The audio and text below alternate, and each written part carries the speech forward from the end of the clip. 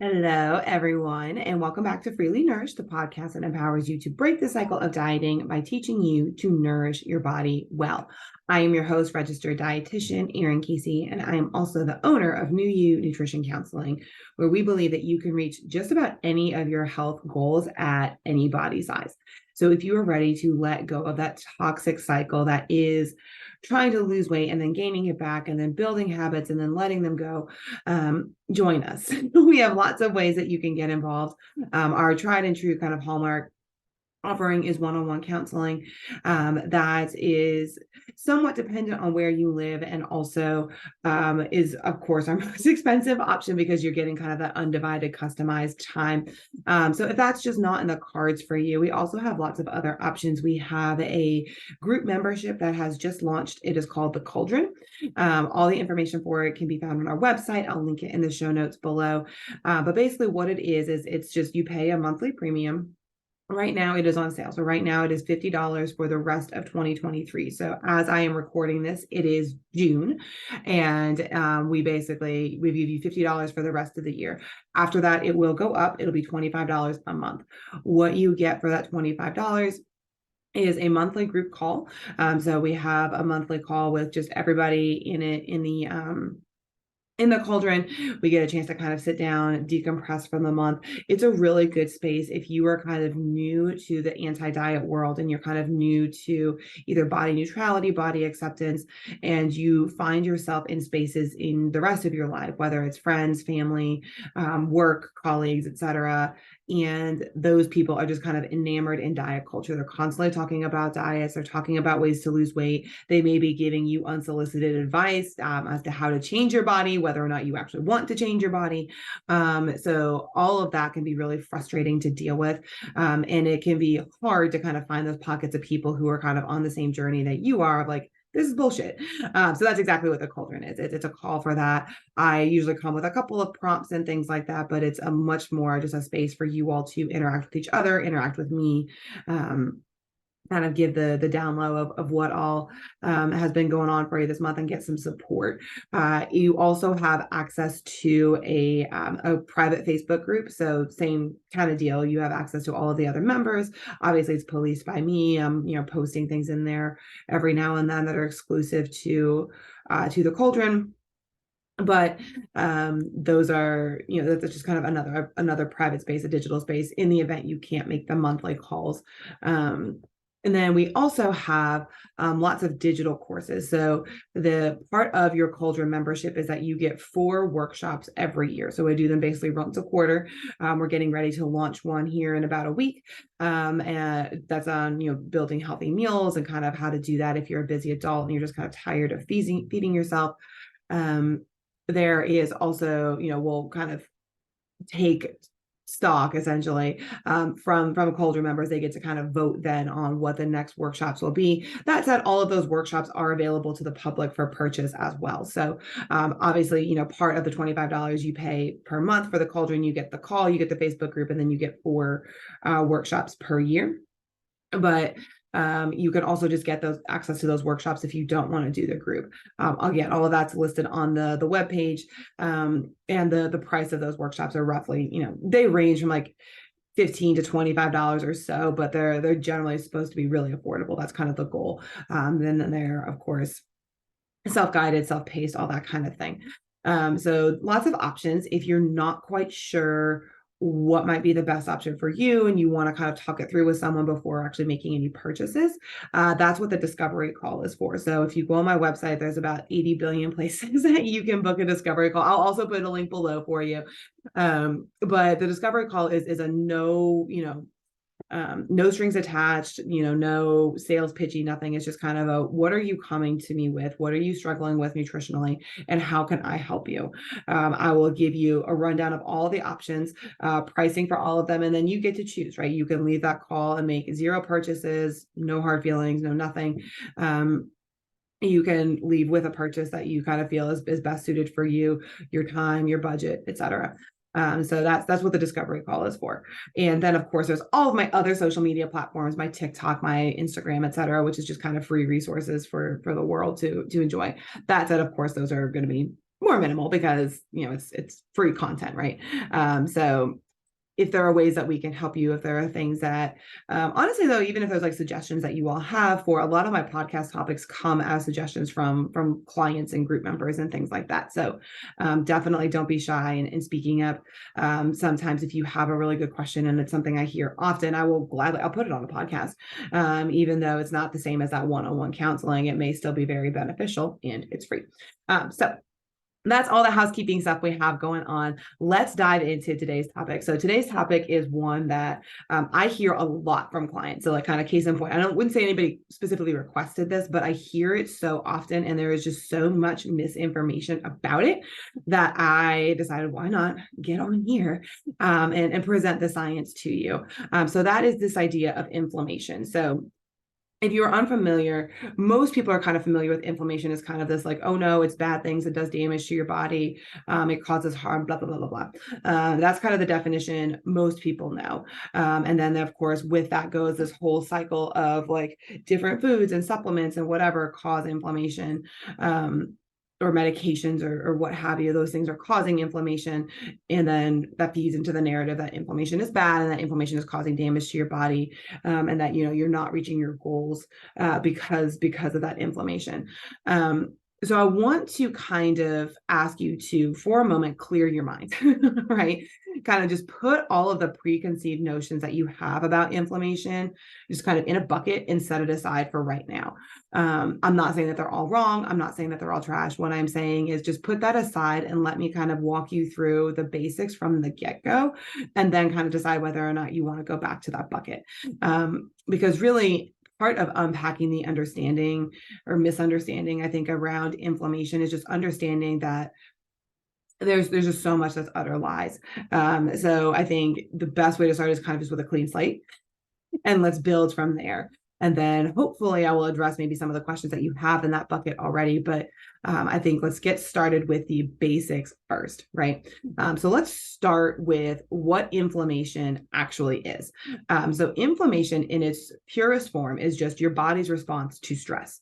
That has been pivoted as it's been slated as a bad thing, right? And it can cause harm to your body. I'll go through the ways in which it can, but I want to be clear that like in and of itself, inflammation is not bad. Inflammation is an adaptive process that our body developed to deal with stressful factors. Those can range. So that can be anything like a disease, whether it is like a cold or a flu. It could also be a chronic disease, something like diabetes, etc. But it can also arise from like environmental toxins, right? I don't know if you all can hear it in my voice, but I'm rather scratchy today. And that is largely because Kentucky is in full bloom and my body has deemed the pollen that is blooming to be an invader. So my inflammatory response to that, i.e. my allergies, are very, very strong. So I'm coughing, I'm wheezing, I'm sniffling. It's a mess. There's also currently a rage of like kind of rampant forest fires up in Canada, which we've been told that we're kind of getting some of that hazy effect again, smog, smoke, pollution, etc. All of that causes inflammation in your body. And, to an extent, some of that's avoidable, some of it's not, right? Like I can't avoid the pollen. It's just, I could move, I guess, but I couldn't, can't really do anything else. Stress in terms of like mental stress and physical stress. That is another big creator of inflammation. So mental stress will definitely create inflammation.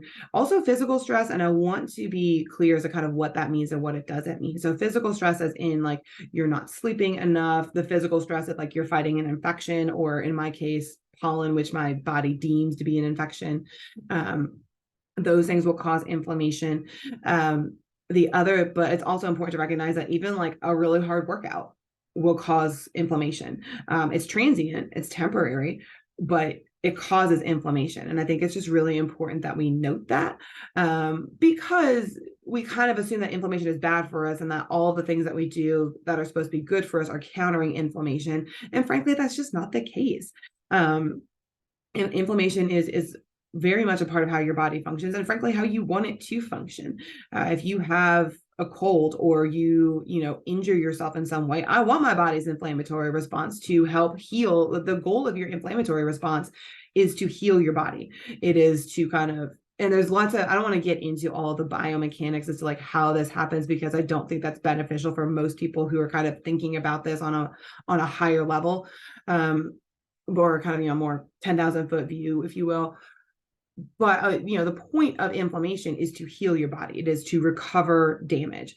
So for example, if you have a cold, the point of your inflammatory response is to expel that virus from your body, and it is to repair any damage that was done to any of your like lungs or whatever, like what any tissues that were impacted by that virus. Your inflammatory response is going to, one, kind of get rid of whatever's causing the problem, but then two, help heal and repair the damage that was done by it. Same goes if you were to say break your leg, right? Like you're going to have a lot of pain and swelling and things like that. All of that is inflammation.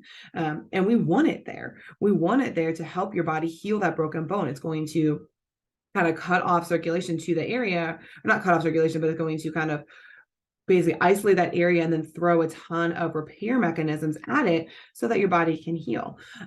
Obviously, we have developed in Western medicine a lot of ways to kind of help that process along by way of like antivirals, antibiotics, setting the bone, pain management, etc. But at its core, inflammation is actually designed to help you.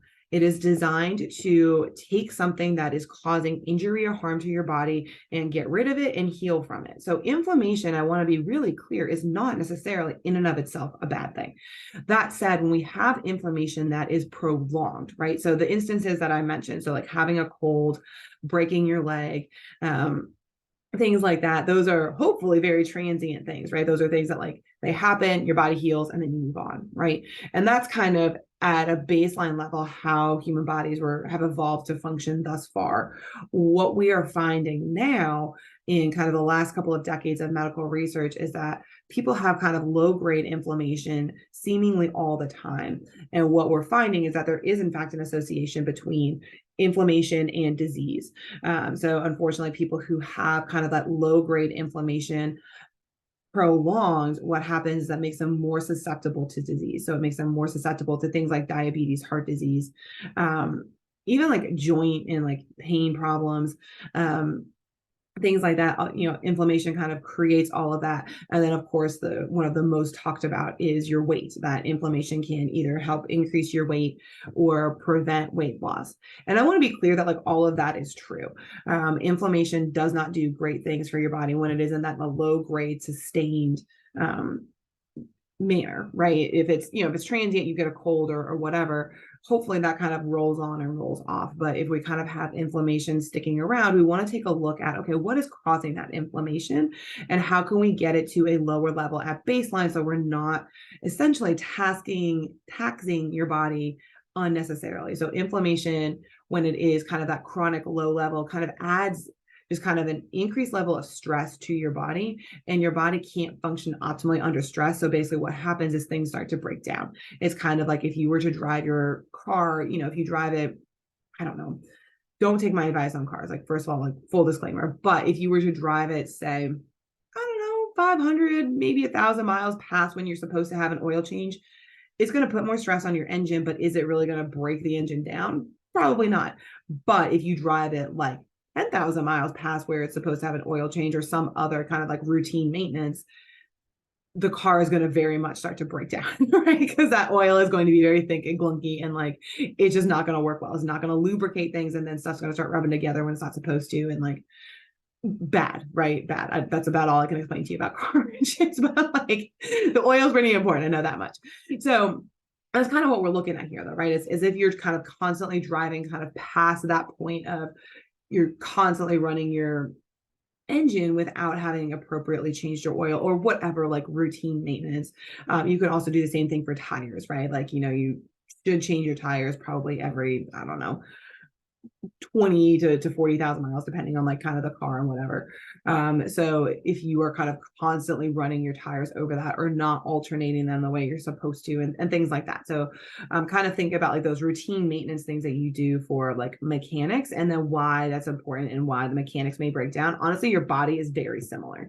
So it's kind of constantly running at this kind of increased stress level, and that's taking away from other, because you're kind of have this low grade inflammatory response, your body's putting energy towards that, it's taking energy away from routine maintenance, and that's where things start to break down. So the whole premise of inflammation being something we want to kind of address and pay attention to isn't off. In and of itself, is inflammation bad? No, it's there to protect you. But in the way we live our lives currently, is it also causing harm in some people? Yeah, for sure. But I also want to be clear kind of like what causes inflammation and what doesn't. So I mentioned things like, viruses, environmental factors, physical stress, like either just plain like not sleeping enough, not sleeping well, not taking like, even like routine hygiene, like, if you were to let go of that, that would definitely put like stress on your body. If you just like stopped brushing your teeth one day, like that would not be good, right? So things like that. What does not cause inflammation is food. And I want to say that louder for those of you in the back who are like maybe not paying full attention. Food does not cause inflammation unless there is an exception. In the absence of an allergy or an intolerance, food does not cause inflammation. Period. Point blank. Take it to the bank. It doesn't do it. Now, if you have an intolerance or an allergy to a food, that basically then falls into the category of like a virus or an illness. Your body is treating that food as if it is something foreign that needs to be destroyed. And then, of course, yes, there is an inflammatory response. But at baseline, unless there's an allergy or an intolerance, food does not cause inflammation. It just doesn't. Like it doesn't matter what kind of, there's no evidence to suggest that it does. And we've tried. People have tried. There is evidence that the things that are like, for example, like omega-6 fats are kind of like the poster children of like, these are pro-inflammatory. They're not really. They do contain precursors to inflammatory factors. That is not the same thing as saying they cause inflammation. And that's kind of a biochemical nuance that, unless you really kind of fully like dive into the biochemistry of nutrition, it's going to be hard for you to grasp. And that's where it's so frustrating to people like myself that like to the common person hearing that they're precursors to inflammatory markers versus they cause inflammation. Like to most people, those two things are the same thing, and they're truly not. Which is why science needs to be discussed by scientists and not the popular media, but that's a soapbox for a different day. The point is that even though they create those precursors, what your body does with those precursors depends on everything else, right? The food itself is not going to create that inflammation, is not going to initiate that pathway. I like to kind of think of it as like a slinky kind of going down the stairs. If anybody's watched like Ace Ventura or whatever, like he has a slinky at the very end and like it just doesn't hit the bottom step. Like that's kind of where we're at, right? Like the precursor to inflammation is going to give you the slinky, but it is not going to push it down the stairs. And even as it goes down the stairs, like I know there's some law of physics, I'm sure that like, like at a certain rate is going to keep going or whatever, but it can also stop in the middle of the stairs. So like the pathway can start part of the way and then scale back and then start again part of the way and scale back. So just because you're eating something that includes a precursor to an inflammatory pathway does not mean that your body is going to use that to initiate an inflammatory path. There has to be another signal, and that signal comes from lack of sleep, a stressful workout, stressful like mental stress, environmental factors, etc. But it's not going to come from the food itself unless, of course, there's an allergy or an intolerance, and then it basically kind of falls into the environmental factors. And that's, of course, very individualized. There are not broad scale things that cause inflammation in all people. Some people are intolerant to, say, gluten, for example. In those people, yeah, gluten is definitely going to cause inflammation. In people who are not intolerant to gluten, gluten does absolutely nothing. Same goes for anything like dairy, eggs, sugars, like all of those kinds of things. You can have intolerances to them, or true full-blown allergies. But again, unless you know that, and those things tend to present other symptoms, right? You're going to have GI symptoms. You're going to have a rash. You're going to have hives. Something else is going to present itself that's like your body telling you like, hey, I don't like this, is not just creating inflammation that you are completely unaware of. This is not how food works. unless, or, there's food poisoning or something like that. But I mean, you get the idea. Food at baseline does not create inflammation. What food can do, though, is set you up to help counter the inflammation. So the inflammation may or may not, is not going to be there because of food. Even if you have some of those precursors on board, something else is going to trigger that inflammatory response. Now, we can talk all day about what those triggers might be, how you might avoid them, etc. But kind of from the food standpoint, the food is just comes in with what are called antioxidants, and antioxidant capabilities. So the antioxidants are vitamins A, C, and E. They are the ones that are going to kind of come through and neutralize what are called free radicals. Again, this is very biochemically very fast, but the idea is that they basically come through and kind of help your body. They help support the mechanisms that are fighting against that inflammation. Now, if inflammation is present, your body is also having things that are kind of helping to counteract it. So that's where, like, again, the food itself is not going to trigger the anti-inflammatory response. It's just going to support it once it is there. What really comes down to in terms of fighting inflammation in your body is understanding what's causing it and actively engaging in behaviors or treatments or whatever the case may be for you that are going to counter that inflammation.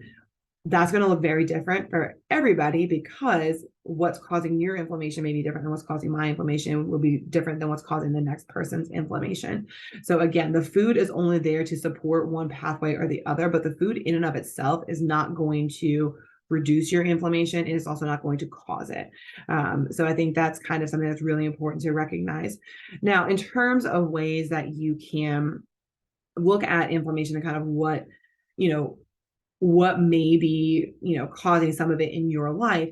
One, I would say, like, make sure it's actually there, because again, there's like a lot of chatter about this on the news and in the media, and not all of it makes kind of everybody think that they just have this like low-lying inflammation and that it's problematic.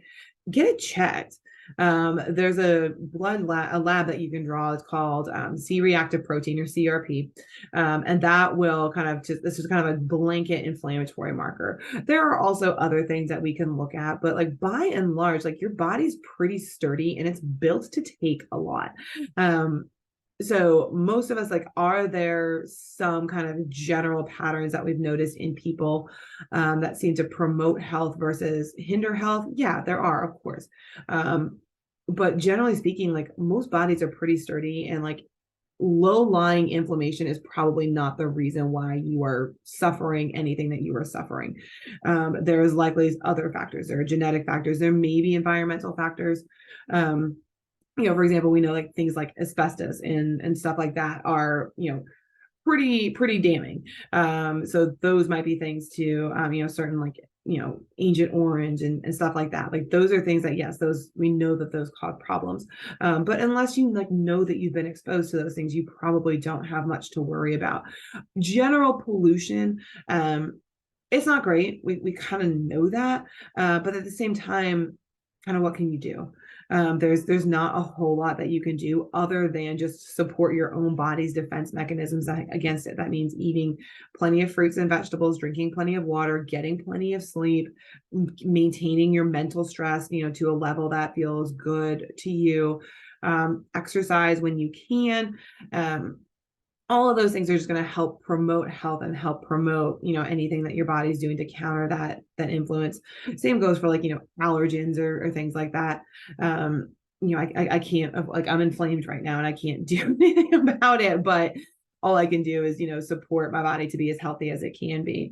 In terms of, other than, like workouts, for example, will, be transient. Like anybody who works out will also tell you the importance of rest, and the importance of deloading periodically, like kind of, scaling back from time to time to allow your body to fully recover. Any athlete will tell you that. There's also, things like, ice baths, hot baths, steam rooms, cupping, like all of that kind of stuff. Those are kind of outside the realm of nutrition, so I won't talk too much to it, but that can definitely help. When it is muscle inflammation that we're talking about, there's kind of a lot of like cold exposure is just good for inflammation. And to be honest, it might be, but there's just not a ton of data out there right now that suggests that it is, that is really worthwhile for the average person. For athletes, yeah, definitely. For the average person just trying to kind of like maintain a healthy body, like if you want to dip yourself in ice water, go for it. But the science is truly just not there yet. To suggest that it is really kind of an across the board blanket recommendation. So, and then, mental stress, there's lots of ways to deal with mental stress, right? There's effective coping skills and there's ineffective coping skills. Making sure you are getting adequate rest. That is probably the biggest one that stresses most of our bodies out. And I'm fully guilty of it, but at the same time, I'm doing my due diligence and telling you, most people need like at least 7 to 9 hours of sleep per night. And that's good quality sleep, not disruptive sleep. If you are struggling with sleep, I strongly urge you to talk to your healthcare provider about it.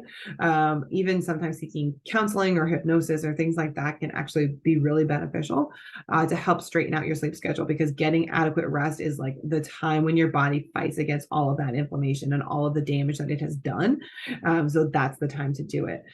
So definitely, make sure that you're actually like dealing with any level of inflammation, like with blood work. Talk to your doctor.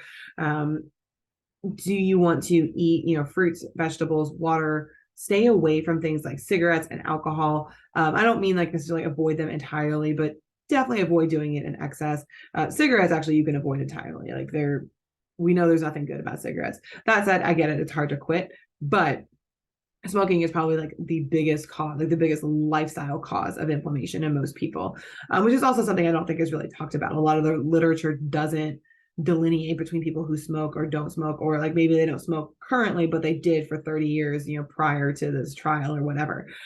So it's kind of like, that's not something that's really talked about often, but just because of the age of people who are coming into kind of their geriatric years, and kind of we're starting to see some of these kind of chronic illnesses pop up.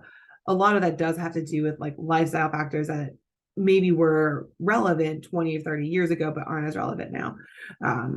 So, again, eat the things and do the things that support, anti-inflammation, but also don't feel like there's anything you're doing unless, cigarettes, alcohol, stress, not sleeping, like those are the things that are going to cause inflammation far and away more than any food you're going to eat.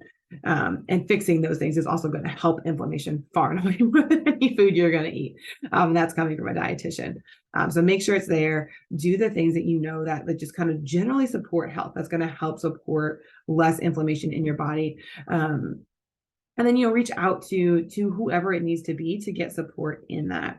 If you find that, your blood markers are off, well, then talk to somebody about it.